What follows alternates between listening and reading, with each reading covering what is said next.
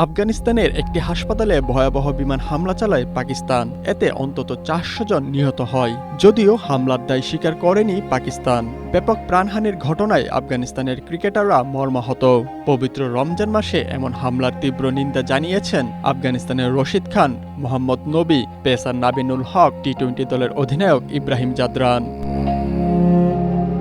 Afghan pacer Nabinul হক পাকিস্তানকে তুলনা করেন ইসরায়েলের সাথে। বলেন, ইসরায়েল আর পাকিস্তানি শাসনামলের মধ্যে কোনো পার্থক্য খুঁজে পাওয়া কঠিন। জাতিসংঘকে হামলার ঘটনাটি তদন্তের আহ্বান জানান দলটির সবচেয়ে বড় তারকা রশিদ খান। অপরাধীকে জবাবদিহিতার আওতায় আনারও অনুরোধ করেন তিনি।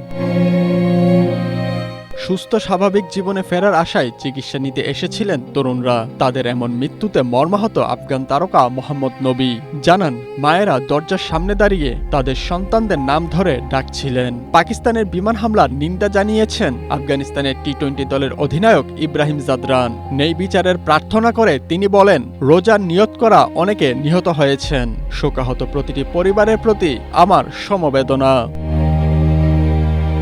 দক্ষিণ এশিয়ার প্রতিবেশী দুই দেশ পাকিস্তান ও আফগানিস্তান গত মাসে নতুন করে যুদ্ধে জড়ায়। এতে প্রায়ই প্রাণহানির খবর আসছে আন্তর্জাতিক গণমাধ্যমে। রাকিবুল হক, এশিয়া পোস্ট।